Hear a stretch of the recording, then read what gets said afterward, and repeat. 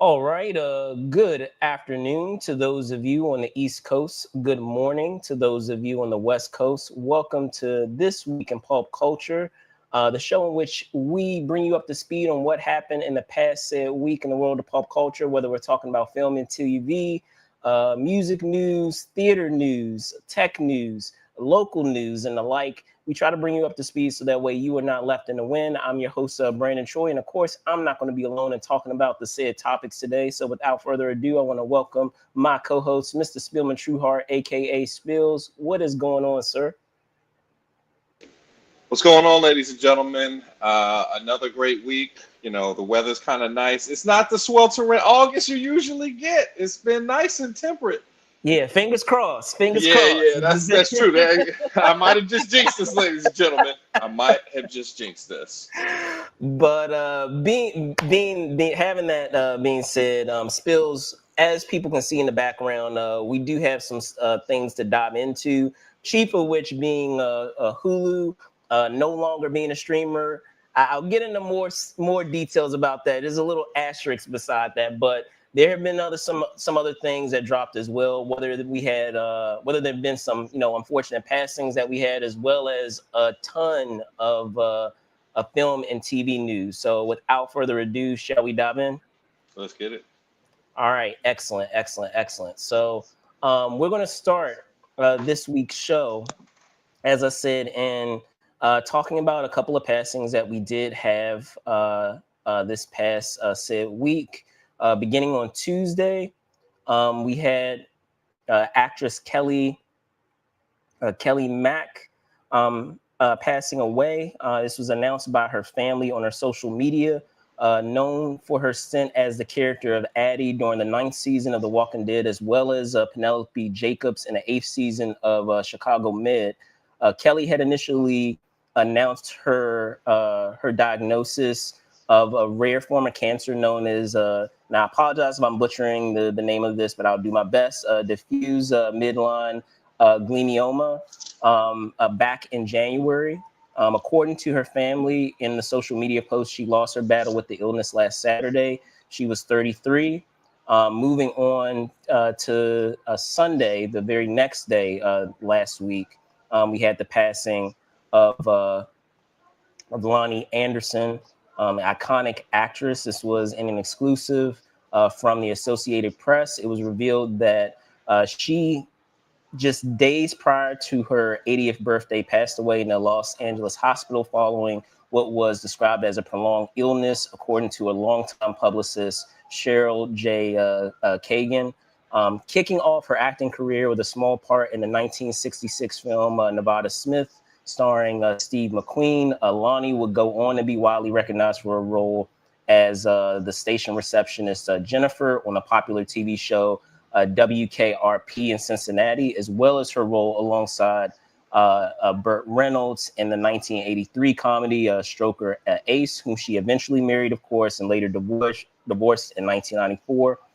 She is survived by her husband, Bob Flick, her daughter, Deidre, her son-in-law, Charlie Huffman, son, Quentin Anderson Reynolds, the son whom she shares with Reynolds, grandchildren, Mackenzie and Megan Hoffman, stepson, Adam Flick, and wife, Helene, and step-grandchildren, Felix and Maximilian. She was 79. So in terms of these passings that we had, Spills, what are your thoughts? I'm really sad to see both of these great actresses pass away. Condolences to their families and all the people that love them. Loni had a great long career. She did lots of things. WKRP in Cincinnati. You got to do your deep voice with the night wolf. Smooth it out. Shout out to Tim Reed. But yeah, I just, condolences to their families, and also with the first actress, she was, taken away so young. That's so sad. Yeah. For sure, for sure. And and talking about the passings, that we had. I mean, 33. I mean that's a crazy age to pass away these days with again the technology that we have. But again, as I mentioned in the story, it was a rare form of cancer. That's in terms of the frequency in which folks are diagnosed with it. But unfortunate, to have her pass away. She seemed like she was really on the rise in terms of the direction that her career was heading. And then also in talking about Loni Anderson, um, as I said, iconic actress in terms of the roles that she has played in her career, and was a staple among that the era in which she was in. So I'm fortunate to have them pass away. Bummer that again that she also passed away just days prior to her 80th birthday. But man, such a difference in terms of what we're talking about with the ages in which both of these said actresses passed away. 33, far too young. 79, you could arguably say, also is young, in the day and age that we have with our technology. But still, there haven't been any details specifically shared on what her cause of death is. If we get an update on that, we'll try to do our best to provide an update on a future show. But unfortunate to have both of them pass away. Any last thoughts before we move on? No, just blessings to their families, and we were really touched by their work.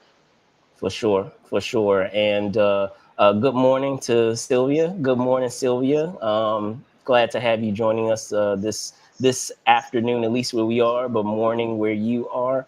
But we're going to switch gears over into our next topic because, as I said, we have a smorgasbord of news with what we have with film and TV. And I try to do my best spills in terms of trying to be creative with our graphics here. So bear with me. That's all I'll say.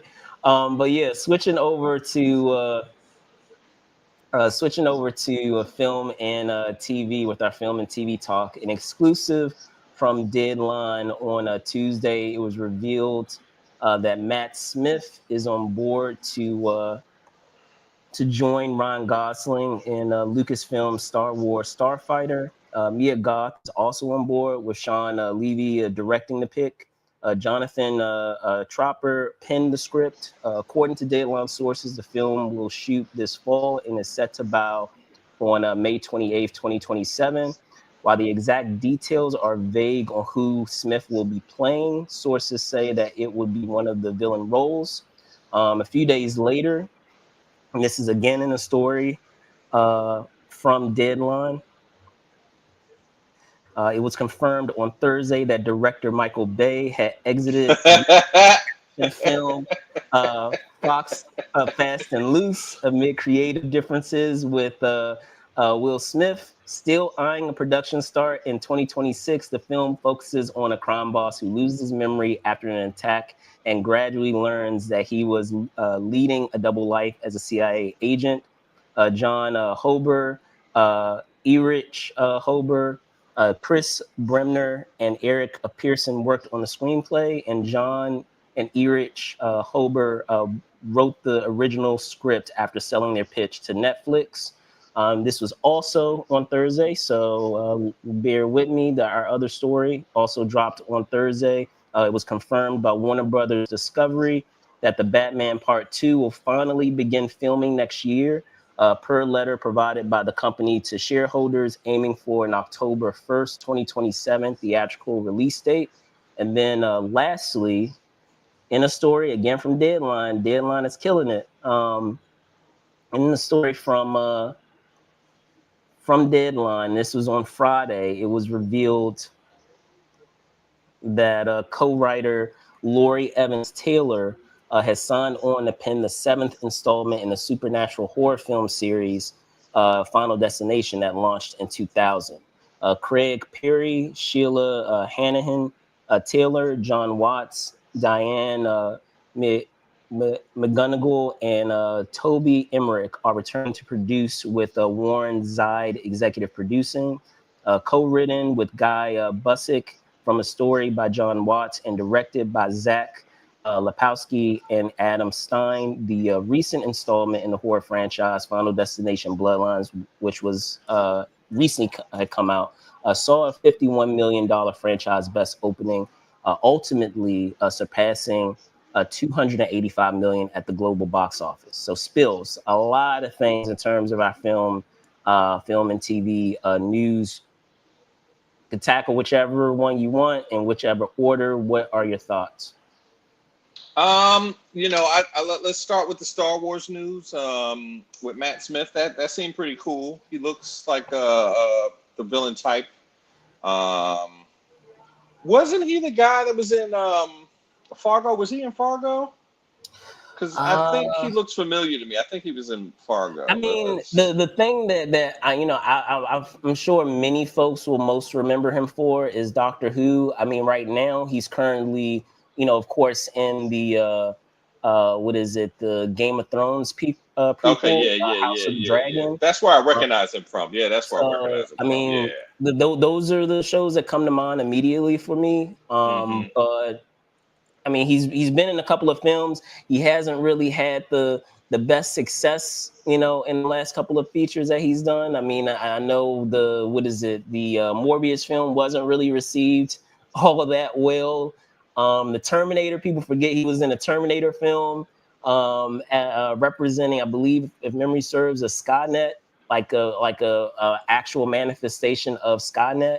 That didn't really, turn out too well. So hopefully a third time's a charm when we're talking about, recent things that he's been in, being able to connect with audiences. Because, I mean, he's a terrific actor. I enjoy many of the things that he's been in. I just feel like he just hasn't had the best luck when we're talking about films that have going to the big screen versus being on the small screen.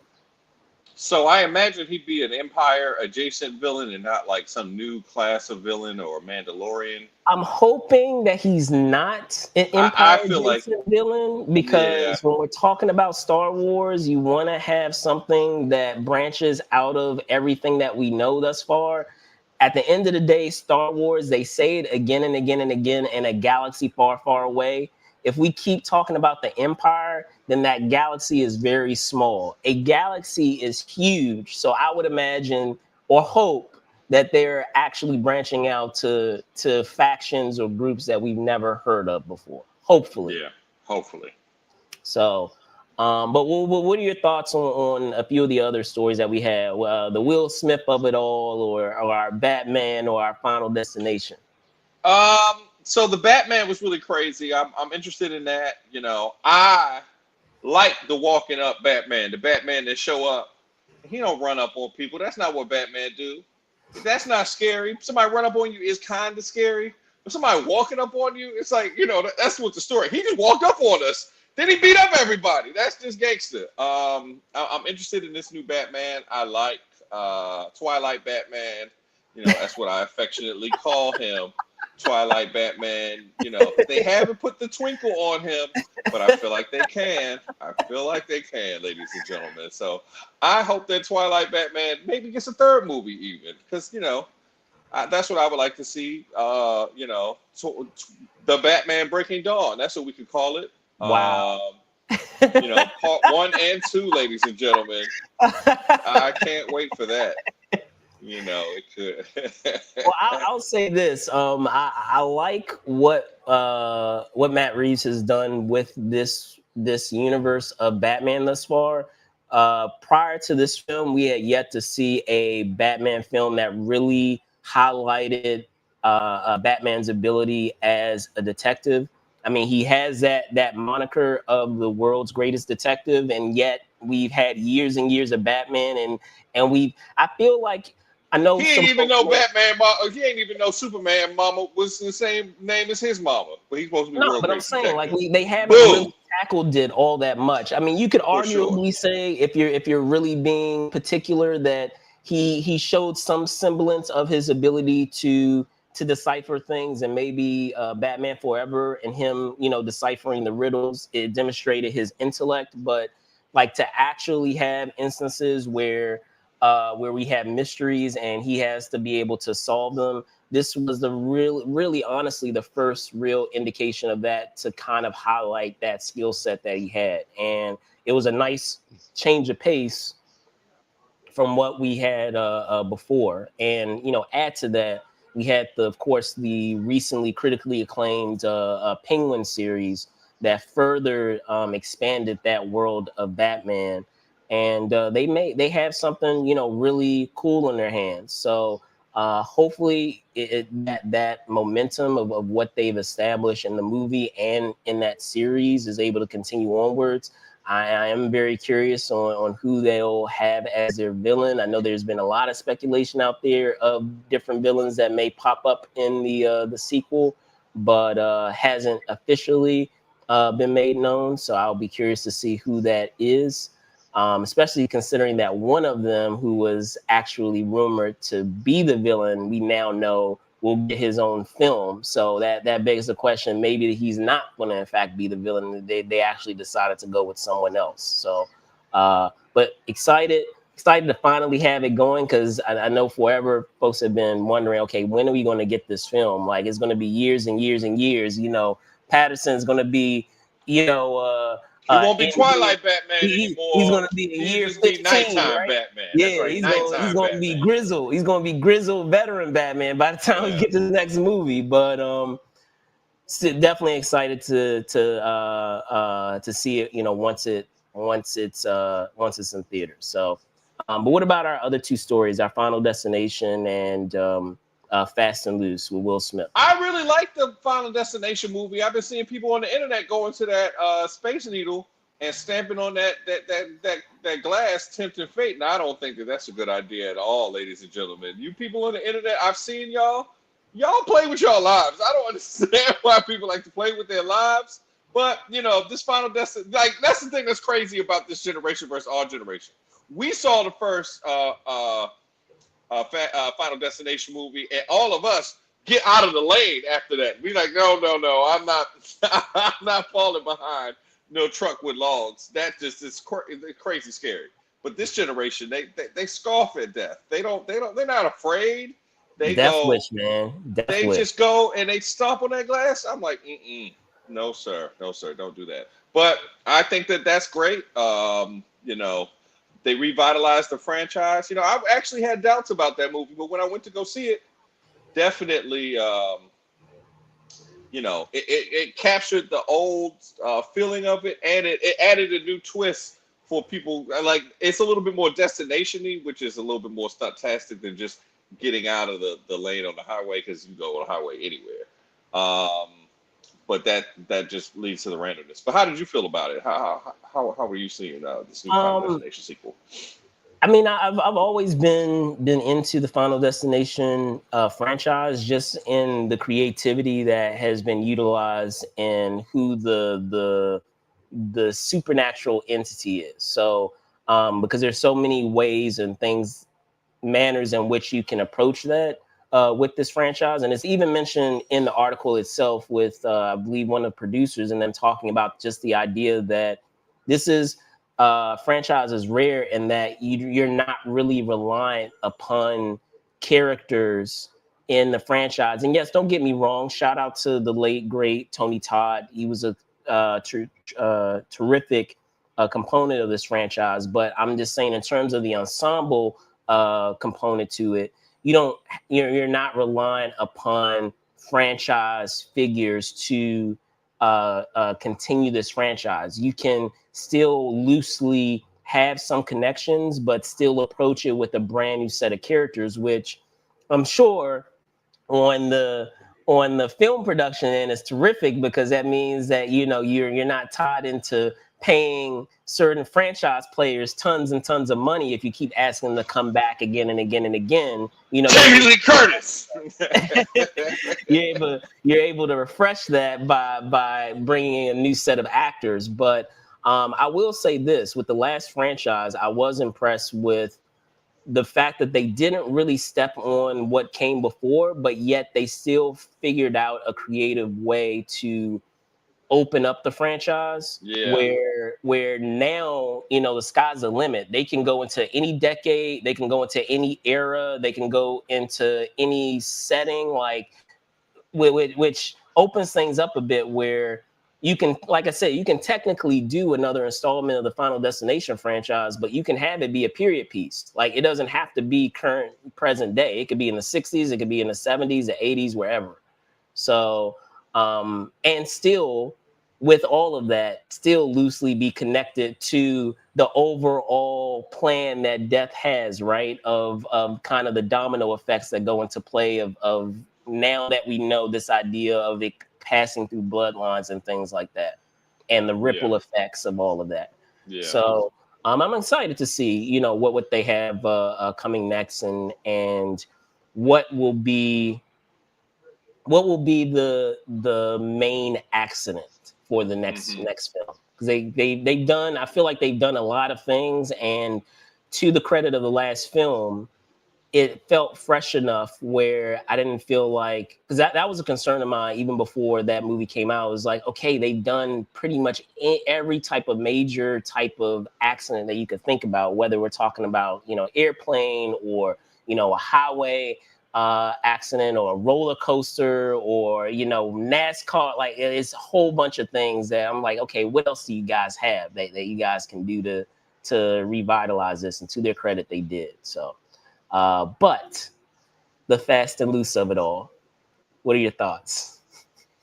I'm interested in this. You know, Will Smith is like trying to get back. It's interesting. Michael Bay and he cut their teeth together. This is kind of like when Michael Jordan went to the Wizards and brought Doug Collins with him. Like, obviously that was good. They were together when they were arguably at the peak of their powers. Maybe he's not trying to go the Michael Bay route with this movie. Like, I don't see where, like, you know, Michael Bay makes cop. Explosions?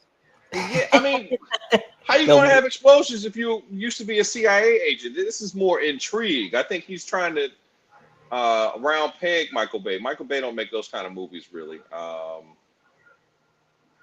He just don't. I don't know. Like, I love Michael Bay. I love Will Smith. I think that what they're doing is not what he does, and that may be for the better that Michael Bay is leaving, because I don't want to see no because like explosions plus you are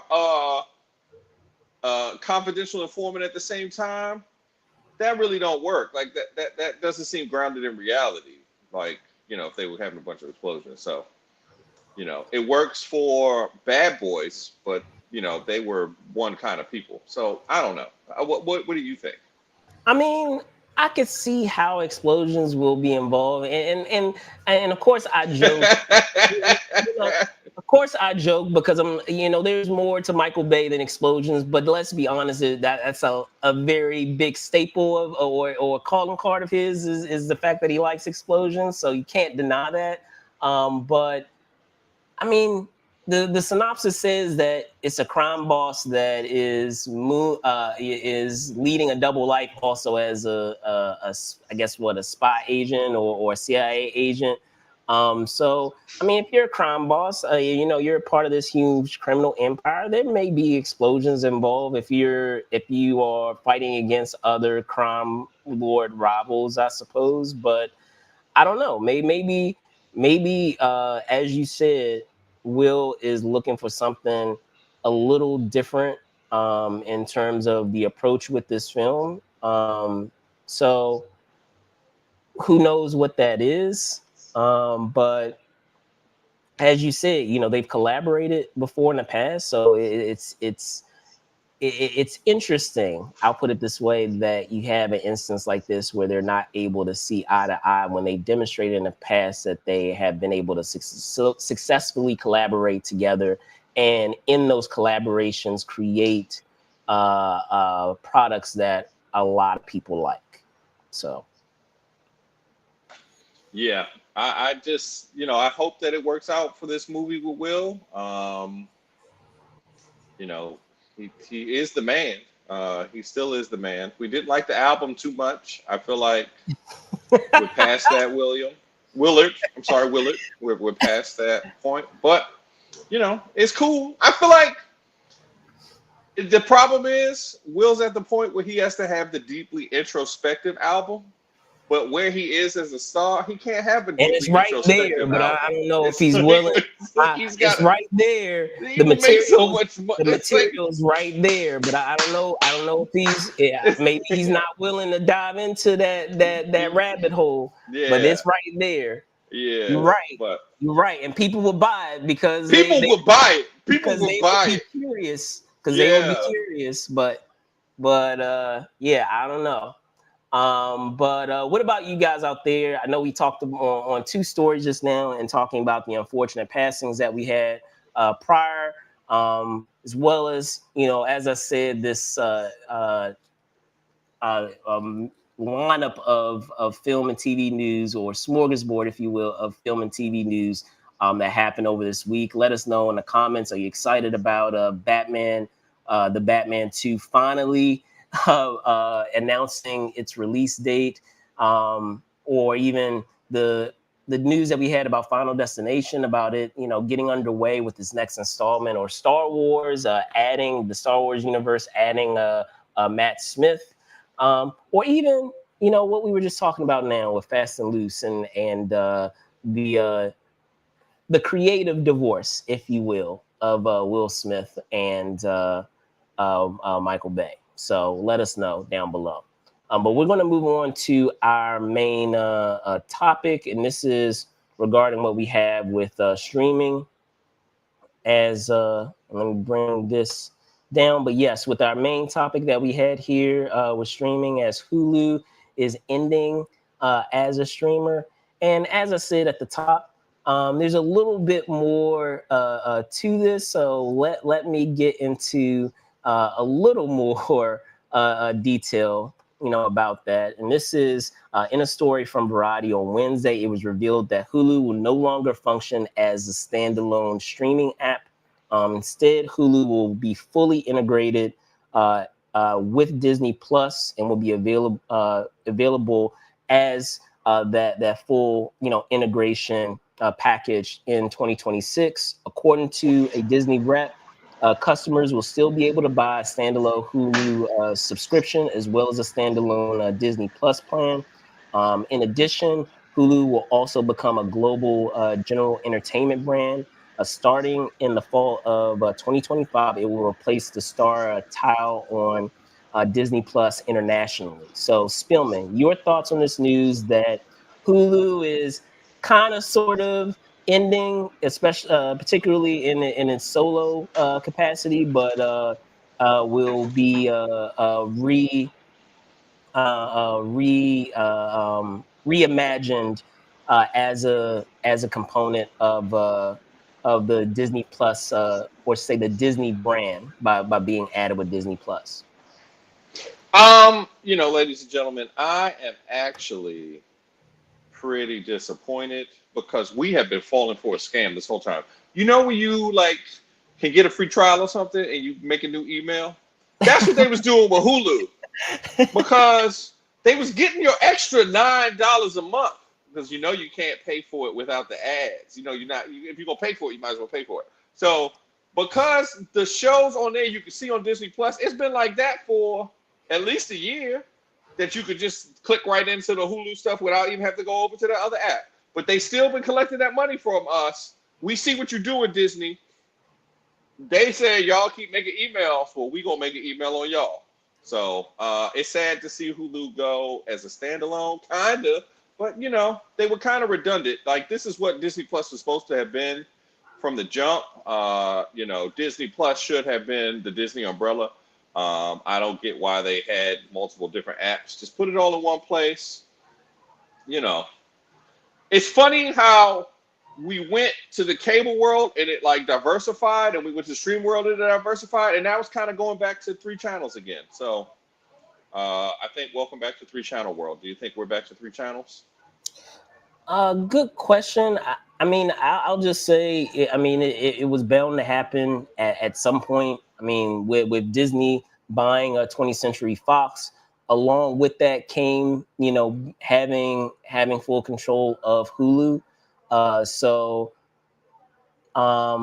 it would make sense that they're not going to completely rid themselves of Hulu, because when we're talking about certain types of uh, products that you have or content that you have, if you don't want to explicitly associate yourself with a particular piece of content, yet you still want to be able to benefit from having it, it would make sense that you would still have that Hulu piece on top of it. And then on top of that, too, in terms of recognition with consumers, it also allows the product itself not to suffer from being associated with a given brand. So, like, give me an example.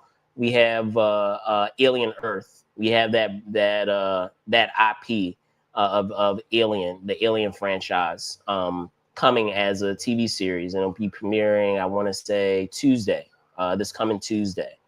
And when we're talking about that series, do you necessarily associate it with Mickey Mouse?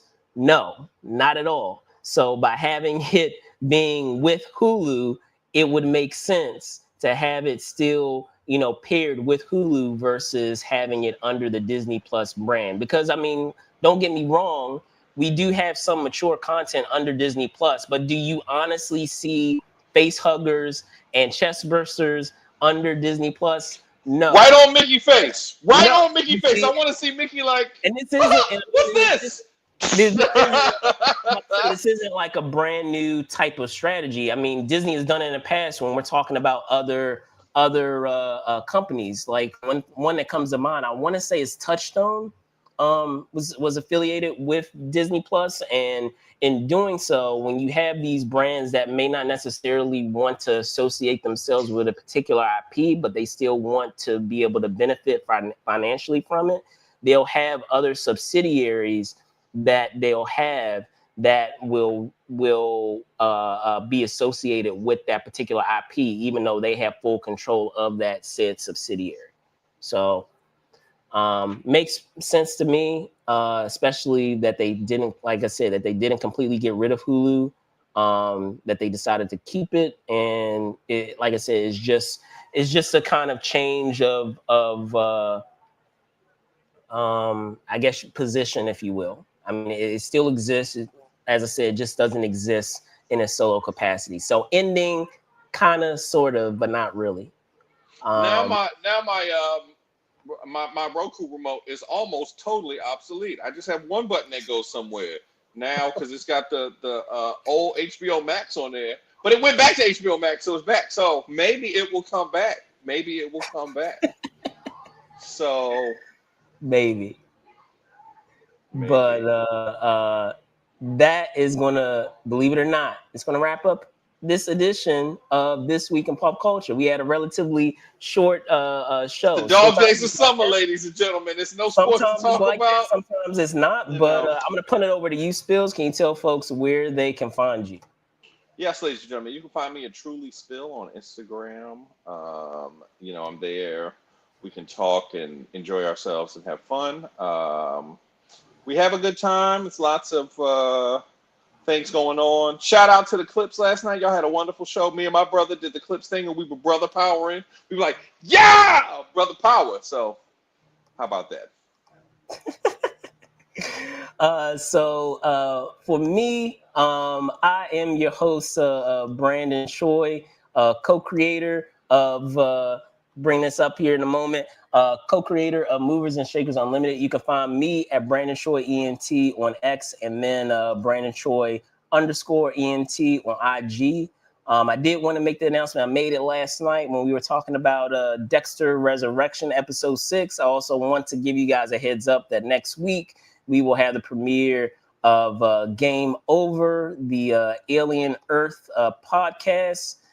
Just as we're doing with the Dexter show, we will have guest hosts joining each week to dissect each episode. For the opener that we have for next Saturday, it's going to be for episodes 1 and 2. As you guys will know, typically with our streamers, there is a trend of premiering a couple of episodes when it premieres versus just one episode. But after the initial premiere that we have with those 2 episodes and a breakdown that we have with those, we will do individual episodes each week, Saturdays at 7 p.m. Eastern Standard Time and 4 p.m. Pacific Standard Time. And with that, I also wanted to bring up something else with you all, because I wanted to give a shout out to them as well. And this, of course, is with our Patreon supporters. Wanted to just give you guys a thank you. Thank you for helping to keep the lights on. And just know that for those of you out there, that you guys can also be Patreon supporters, and we have different tiers that are available that you can participate in. So make sure you take a look out for that on our Patreon. But with that, that is going to do it for us here at Movers and Shakers Unlimited. Thank you guys so much for checking us out live. If you're checking us out after the fact, as I mentioned at the top, we will make it a point to do timestamps for those said components of each of the stories in this episode. But otherwise, guess we'll see you guys next week. So peace.